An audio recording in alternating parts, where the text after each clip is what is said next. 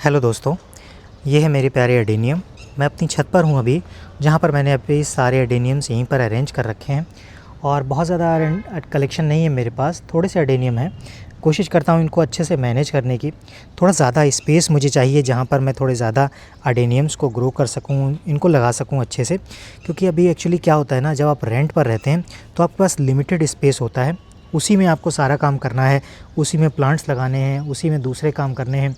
और रेंट पे जो आपके ऑनर होते हैं, मकान के जो ओनर होते हैं, उनको भी थोड़ा इशू रहता है, कई बार पानी की बहुत ज़्यादा दिक्कत होती है, तो ये सारे इशू भी फेस करने पड़ते हैं। तो ऐसे में मैंने अभी बहुत ज़्यादा एडेनियम्स नहीं लगा रखे हैं, लेकिन जितने मेरे पास हैं मुझे बहुत पसंद हैं ये। और ये मेरे पास स्वेजिकम का कलेक्शन है। देखिए यहाँ पर एक ये स्वेजिकम मैंने है जेएफआर से लिया था, और ये श्वेता ग्रीन ऑरा से लिया था, ये भी श्वेता ग्रीन ऑरा से लिया था, ये जेएफआर से लिया था, ये श्वेता ग्रीन ऑरा से, ये जेएफआर से, और ये थाईलैंड की वैरायटी के सीड से ग्रो किया था मैंने। इसके अलावा एक आपको दूर अगर देख पाएँ आप, ये ब्रांचिंग मैं आपको जूम करके दिखाता हूँ थोड़ा सा, ये और ये भी मैंने थाईलैंड के सीड से ग्रो किया। बहुत अच्छी फ्लावरिंग इसमें होती है और बंच में फ्लावर आते हैं। उसमें लीव्स देखिए अभी भी नहीं है, लेकिन बड्स आ रही हैं और फ्लावरिंग के लिए वो तैयार हो रहा है। तो इसमें फ्लावरिंग होती रहती है और इसलिए वो मुझे ये प्लांट्स बहुत अच्छे लगते हैं, बहुत पसंद आते हैं। अभी बहुत सारे लोग एक काम और कर सकते हैं, अभी जैसे सर्दियाँ शुरू हो रही हैं, तो ऐसे में आप चाहें तो अपने प्लांट्स की कटिंग कर सकते हैं।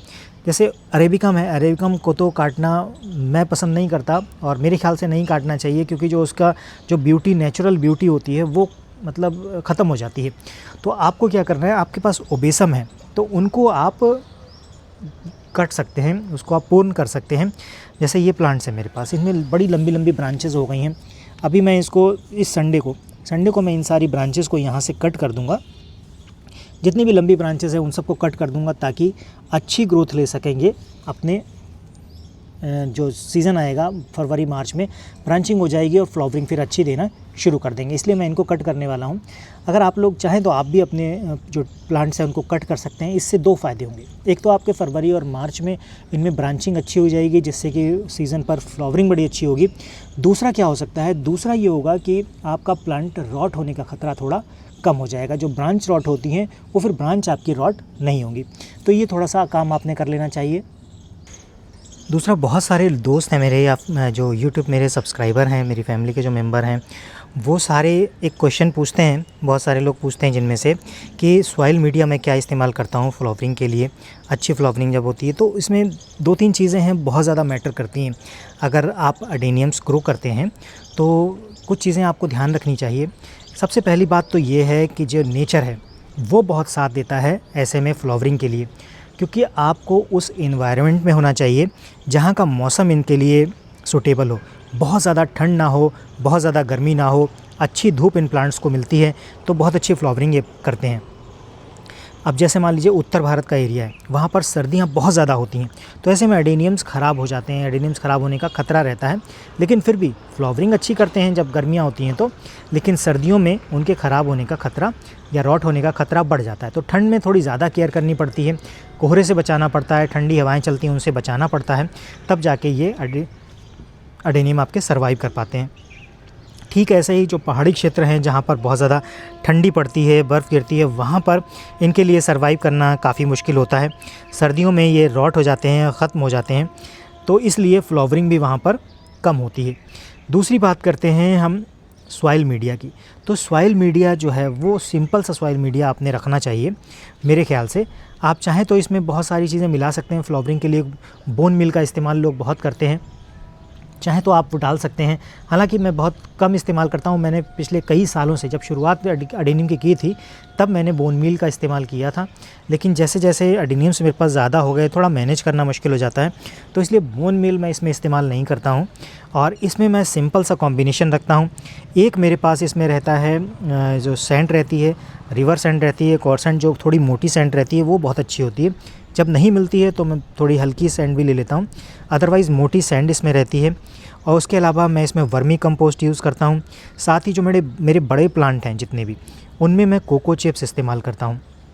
कोको चिप्स, सैंड और वर्मी कंपोस्ट, इन 3 का कॉम्बिनेशन में लेकर चलता हूँ और तीनों को बराबर मात्रा में लेता हूँ। मतलब 30% का या तीन मतलब एक हिस्सा तीनों का ले लेता हूँ मैं बराबर, उसको अच्छे से मिक्स करके उसमें मैं प्लांट को लगाता हूँ। सिंपल और कुछ नहीं डालता, बहुत अच्छी फ्लावरिंग देते हैं प्लांट्स, उनको न्यूट्रिशन जो चाहिए वो उनसे मिल जाता है।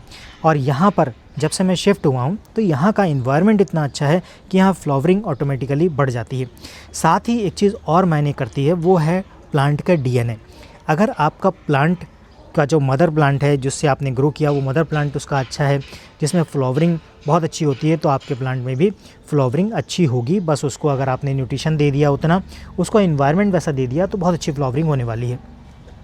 ये जेरोनिमो है मेरे पास, बहुत खूबसूरत प्लांट है मेरा और मुझे ये बहुत पसंद है। छोटा सा मैंने जब मार्केट से जब मैंने जेएफआर से लिया था तो छोटा सा था, ये इतना मोटा कोडेक्स था, इसका लगभग 3 से 4 इंच मोटा कोडेक्स था और उसको मैंने लिया था। अब देखिए अभी बहुत अच्छी ग्रोथ पर है। इसके अलावा एक WNP है, WNP मैंने जेएफआर से लिया था और ये भी बहुत अच्छी ग्रोथ पर है। इस बार इसमें फ्लावरिंग बहुत अच्छी हुई थी, तो इसमें सीड पॉट भी तैयार हो रहे हैं। अगर ये सर्दी से बच जाते हैं और सर्वाइव कर जाते हैं तो फिर ये सीड पॉट भी तैयार हो जाएंगे और ढेर सारे पौधे इनसे बन जाएंगे। इसके अलावा एक और प्लांट आपको मैं दिखाता हूँ, वो मैंने एक ऑनलाइन सेलर हैं जिनसे मैंने लिया था, जितिन करके हैं, तो उनसे मैंने ये SNP के कुछ सीड्स लिए थे आज से 3 साल पहले और उनमें से मैंने कई सारे प्लांट्स बेच दिए, सेल कर दिए और 2-3-4 प्लांट मेरे पास बचे हैं। मेरे ख्याल से आई थिंक 3 प्लांट्स मेरे पास बचे हैं, जिनमें से एक थोड़ा सा रॉट हो गया था, अब भी सर्वाइव कर रहा है, उसमें भी सीड पॉट बन गया है। और ये देखिए ये वो WNP है जो मैंने उनके सीड से ग्रो किया था और इसमें ब्रांचिंग है। इसको मैंने छोटे से पॉट में भी लगा रखा है। अब नेक्स्ट सीज़न पर मैं इसको बड़े पॉट में ट्रांसफ़र करने वाला हूँ। ब्रांचिंग बहुत खूबसूरत सी है, ये मैंने पर्सनल कलेक्शन के लिए रख रखा है, इसको सेल के लिए नहीं है ये। तो इसको मैं एक बड़े पॉट में ट्रांसफ़र कर दूंगा। इसमें बहुत अच्छी फ्लावरिंग होती है, बंच में फ्लावर्स आते हैं, पूरा भर जाता है। ये थाइसोको वैरायटी है ना, ये थाइसोको, ये SNP थाइसोको है एक, तो इसमें बहुत अच्छी फ्लावरिंग होती है। देखिए सीड पॉट बहुत सारे बनाता है ये।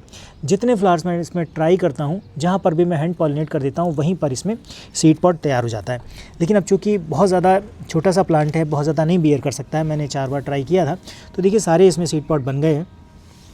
और इसके साथ ही एक और SNP है, ये भी SNP है, इसमें सिर्फ 2 ब्रांचेज़ आई हैं और मैंने दोनों प्लांट सेल के लिए निकाले थे आज से 2 साल पहले, लेकिन वो आई थिंक कि मेरे ख्याल से किसी ने परचेज़ नहीं किया, तो मैंने इनको रख लिया है। अब इनको अपने पर्सनल कलेक्शन में ही रखने वाला हूँ, क्योंकि इसमें भी बहुत अच्छी फ्लावरिंग होती है। जितनी ब्रांचेज़ हैं इसमें उत्सामी में फ्लावरिंग आती है और आगे ये ब्रांचिंग बढ़ रही है और इसमें सीड पॉट इसमें भी बहुत अच्छे से बनते हैं। सीड पॉट में कोई कंजूसी नहीं करता ये प्लांट और बहुत अच्छे सीड पॉट देता है। तो 3 प्लांट्स अभी मेरे पास हैं और तीनों बहुत अच्छी ग्रोथ लेके चलते हैं, तीनों में बहुत अच्छी फ्लावरिंग होती है, बहुत अच्छे सीड पॉट इसमें बनते हैं। तो ये प्लांट्स मैं अपने पर्सनल कलेक्शन के लिए रखने वाला हूँ। एक ये प्लांट मुझे बहुत पसंद है, ये कालामाई वांग डीडी का है और इसमें भी फ्लावरिंग बहुत अच्छी होती है, ब्लैक वैरायटी है और इसमें सीड पॉट देखिए तैयार हो रहा है। सीड किसी को चाहिए होगा तो मैं दे दूंगा, अगर नहीं चाहिए तो मैं प्लांट्स तैयार करके उनको दे सकता हूं, लेकिन ये फ़िलहाल अपने पर्सनल कलेक्शन के लिए मैंने रख रखा है। इसके अलावा यहाँ पर एक प्लांट और है, ये सेल के लिए मैंने रखा था, लेकिन अभी इसमें चूँकि सीड पॉट बन गया है तो सीड पॉट के बाद फिर मैं इसको सेल कर दूँगा। ये रेड बेंगल की वैरायटी है, रेड बेंगल ID है और ये देखिए बहुत खूबसूरत सा सीड पॉट है। तो एक ये है, ये भी रेड बेंगल है, ये मेरे पास, सॉरी ये ब्लैक स्पीयर है। हालांकि ये ब्लैक वैरायटी का प्लांट है, लेकिन अभी फ़िलहाल इसमें ये ब्लैक कलर इसमें नहीं है, ये ग्रीन ही रहा, तो ये ब्लैक नहीं होगा, ये ग्रीन ही रहेगा। लेकिन इसमें ब्रांचिंग आप देखेंगे तो बहुत खूबसूरत सी ब्रांचिंग है। और इस तरह से मेरे पास कुछ ब्लैक वैरायटी, ये देखिए कापी के मैंने बहुत सारे प्लांट सेल कर दिए। जब मैंने इसको सेल किया था तब ये ब्लैक नहीं थे, लेकिन अभी जैसे जैसे प्लांट बड़े हो रहे हैं वैसे वैसे ये ब्लैक कलर लेके आ रहे हैं। ये एकदम डार्क ब्लैक हो गया है, बहुत ज़्यादा ब्लैक है। अब चूँकि ये प्लांट मैंने अपने पास रख लिया, तब भी ये ग्रीन ही था, ये ब्लैक नहीं था। मैंने इसको सेल नहीं किया था, अपने पास रख लिया, एक प्लांट अपने लिए रखा था, तो ये अभी ब्लैक हो गया एकदम। इसके साथ ही मेरे पास और भी है, एक ये है, ये भी कापी है, ये भी ब्लैकिश दिख रहा है। इसके साथ ही एक और कापी का प्लांट है, ये भी एक ब्लैकिश है। तो ये सारे बहुत खूबसूरत से प्लांट हैं और ये मुझे बहुत पसंद है। इसमें अभी फ्लावरिंग नहीं हुई है, ये आप देख रहे हैं, आपको थोड़ा सा अलग रख के दिखाता हूँ मैं। ये देखिए, ये है, आप समझ ही गए होंगे देख के, ये क्रिस्टेटा है और ये ओबेसम क्रिस्टेटा है। ये भी मैंने थाईलैंड से सीड लिया था और थाईलैंड से जब मैंने सीड लिया था तब मैं जहाँ पर रहता था वहाँ पर इतनी ज़्यादा ठंड पड़ती थी कि मैंने लगभग 50 सीड्स मंगाए थे, जिनमें से 25-30 के आसपास ये क्रिस्टेट निकले थे, लेकिन उनमें से सभी प्लांट मेरे ख़त्म हो गए, रॉट हो गए। सिर्फ ये एक प्लांट बचा है, इसको भी बहुत मुश्किल से बचा है ये, और क्योंकि ट्रांसफ़र में भी कुछ प्लांट्स ख़त्म हुए, तो ये मेरा प्लांट जब मैंने शिफ्ट किया तो ये प्लांट मेरा बच गया और काफ़ी अच्छी खूबसूरत सी ब्रांचिंग आ रही है। और मुझे ऐसा लगता है कि फ्लावरिंग होगी तो शायद ये अच्छी फ्लावरिंग देगा, और सीड बनते हैं तो इससे ढेर सारे पौधे हम बना सकते हैं। तो देखते हैं फ़िलहाल क्या रहता है अभी इसका आगे रिज़ल्ट। और ये है मेरे पास, इसके अलावा कुछ और मैंने इस बार भी सीड्स मंगाए थे ये क्रिस्टेट के, तो अगर वो बड़े हो जाते हैं तो वो आप लोग को मिल जाएंगे। ये फ़िलहाल मेरे पर्सनल कलेक्शन के लिए है। इसके साथ ही ये मेरे पास एक मल्टीफ्लोरम है जो मैंने लिया था, और 3 ब्रांचेस थी, अब इसमें बहुत सारी ब्रांचेस निकल आई हैं नीचे से। और रेयर ही होता है ऐसा, क्योंकि मल्टीफ्लोरम ऊपर जाके जब आप कट करते हैं उसको तब उसमें ब्रांचेस और निकलती हैं, लेकिन इसमें ऐसा था कि इसमें यहाँ पर ब्रांचिंग ढेर सारी अपने आप ही निकल आई। तो ये बहुत खूबसूरत सा प्लांट है। तो ये छोटा सा कलेक्शन है, आपको और भी जो बच गया उसके बारे में मैं आपको बताता रहूँगा। बस फ़िलहाल ध्यान आपको ये रखना है कि सर्दियों में आपको बहुत ज़्यादा वाटरिंग नहीं करनी है। मैं बार बार यही बोलता हूँ, लीव्स हैं, फ्लावर्स अगर गिर रहे हैं, झड़ रहे हैं, तो उनको आप साफ़ कर दीजिए, सॉइल में इकट्ठे नहीं होने चाहिए, नहीं तो सड़ के वो रॉट या फंगस पैदा कर सकते हैं, प्लांट आपका रॉट हो सकता है। साथ ही इसमें बहुत ज़्यादा खाद अभी सर्दियों में देने की ज़रूरत नहीं है, बहुत ज़्यादा इनको न्यूट्रिशन नहीं चाहिए, डोरमेंसी में है प्लांट्स, तो इनकी देखभाल सिंपल तरीके से आपको करनी है। बस आपने इनमें फंगीसाइड वाला पानी दे देना है, और उसके साथ ही आप जब जब इनको पानी की ज़रूरत पड़े तो थोड़ा थोड़ा इन पे पानी आप देते रहिए, रेगुलर पानी मत डालिए। इस तरह से आपके प्लांट सर्वाइव कर जाएंगे और फिर फरवरी या मार्च में बहुत अच्छी फ्लावरिंग देने वाले हैं। तो होप कि आपको इन्फॉर्मेशन पसंद आई होगी, जो मैंने शेयर की अपनी जानकारी वो आपको अच्छी लगी होगी। और एक काम आप और कीजिए, अगर आपके पास भी एडेनियम है तो उनका फ़ोटो खींच के या कुछ भी शॉट बना के आप इसको कमेंट में शेयर कीजिए, क्योंकि मुझे एडेनियम बहुत अच्छे लगते हैं। आपके पास कैसा है मुझे पता चलेगा, और मैं उनको देखूं तो शायद अच्छा लगे। कुछ मेरे पास होगा तो मैं आपको दे सकता हूँ, कुछ आपके पास होगा ऐसा जो मुझे लगेगा कि लेना चाहिए तो मैं आपसे ले सकता हूँ। सेम वैसे ही इन्फॉर्मेशन भी है, जो आपको लगता है कि मैंने कहीं कुछ गलत बोल दिया है तो आप उसको सही कर सकते हैं, करेक्शन कर सकते हैं। कुछ ऐसी इन्फॉर्मेशन जो मेरे पास नहीं है आप दे सकते हैं। एक इन्फॉर्मेशन मैंने पहले भी मांगी थी, अगर किसी के पास हो तो शेयर करना, क्योंकि स्वेजिकम में सीड्स बनना बहुत मुश्किल है। तो कहीं पर कोई ऐसा फोरम मिलता है, कहीं ऐसी कोई वेबसाइट मिलती है जहाँ पर इस बारे में स्टडी कर सकते हैं, रिसर्च कर सकते हैं, तो ज़रूर शेयर कीजिएगा, वो लिंक शेयर कीजिएगा, क्योंकि मैं भी इस पर स्टडी कर रहा हूँ। जैसे जैसे आप लोग शेयर करते जाएंगे तो मैं उसको भी थोड़ा सा ध्यान दे दूँगा।